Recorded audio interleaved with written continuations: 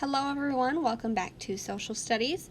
We're going to take a look at Studies Weekly for this week, Tuesday. So I have all my information logged in to studiesweekly.com/online. And I'm going to click my login button. And click my same publication that we have been using. And we are on government this week. Yesterday, you should have read types of government, and then you also should have submitted to your discussion board. So if you have not done that, please look back to submit that discussion board. Today, we're going to start with purpose of government. Let's go ahead and take a listen to this article. Governments at every level protect the rights and property of citizens. They promote the common good and ensure that all citizens are treated equally. Government leaders create and implement laws. They work to serve the needs of the community. Great, so after we take a listen to that on your own, I would like you to go click on this watch video. A video will pop up, and then you can read or listen to that video, So you will hit play.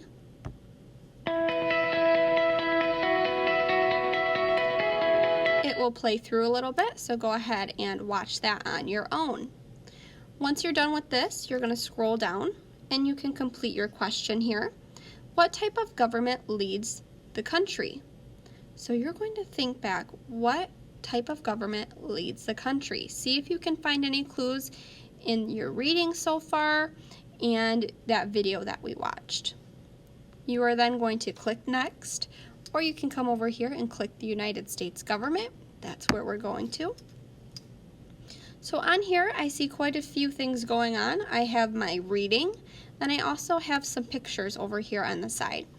So we're going to go through and do the reading first, and then we'll take a look at the pictures there. The United States has a representative democracy government. This means that the people elect officials to represent them. The people give power to the government. This type of government works because people agree to follow the decisions made by their representatives. This agreement is called the consent of the governed.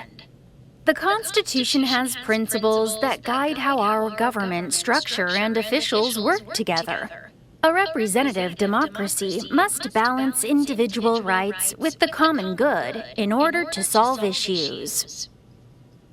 So yesterday on our discussion board, if you put democracy, you would have been correct. Hopefully you had a couple good reasons as to why you thought that was the correct answer. But in the United States, we do have what is called a representative democracy. So within our country, we have different levels of government, which is what I'm looking at on the side here. At the very bottom, we have local government. So that local government leads our counties, cities, and towns. You might have a town hall building or another government building in your hometown, and that is considered local government. Above that, we have what is called state government. So state governments lead each state. We have a state government of Michigan. Other states have their own state government. And lastly, on the top, we have the federal government. A federal government leads the country. Those are the three different levels of government. I also would like you to go back and watch this video. You will hit play and you will watch this video about democracy. When you're done, scroll down, and today you have quite a few questions that you need to answer. You will earn your coins when you answer these questions. So go ahead and go through those. You can hit play and it will read to you. You are going to hit next when you're done with that. And this is also titled the United States Government. We're going to go through and listen to this page. The United States has a representative democracy government. This means that the people elect officials to represent them. The people give power to the government. This type of government works because people agreed to follow the decisions made by their representatives. This agreement is called the consent of the governed. The Constitution has principles that guide how our government structure and officials work together. A representative democracy must balance individual rights with the common good in order to solve issues. All right, so that is our reading.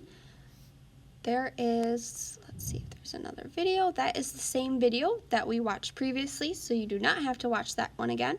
But I do want you to take a look at our other text feature right here. So I'm going to click on that so I can make it a little bigger. This is again showing us a very similar picture of what we saw on the last page. So at the bottom we see local government. So this is our smallest form of government. It leads our counties, cities, and towns. You can see there are a lot of dots all over the United States. Above that is our state government. That's this picture right here. Each state that we see in a different color has their own state government. We can see Michigan is right here. It's that teal blue color, and we have our own state government of Michigan. Lastly, we have our federal government, which is the whole country working together through issues.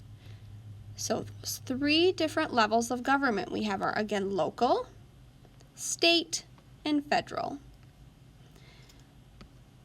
Once you're done on this page, you're going to scroll down and you have, again, some questions that I would like you to go through. When you finish with my video, I highly recommend and would encourage you to go through again and listen to the readings on your own on your Studies Weekly account. I know we just listened to them together, but I would recommend that you go through and you listen to them again on your own. Once you have completed your readings, you do have an assignment in Schoology to complete. You are going to go into Schoology and look at your social studies assignments for Tuesday. This assignment is called Your Place in Government. You're going to be drawing yourself in the middle of the page to represent you, and then you will be drawing different circles to represent the different levels of government. So if you are in a circle, you're going to have one ring around you first, and you're going to think, what is the smallest form of government around me? You will label your circle, and then you'll draw a circle around that circle and you again, and you will label that what form of government you think that is. And lastly, our biggest form of government, we'll draw one more circle all around our smaller circles and our person, and we will label that with our largest form of government, the form of government that leads our entire country. Think back to what you think that is. If you have any questions, reach out to one of your teachers and we would be glad to help you. Have a great day.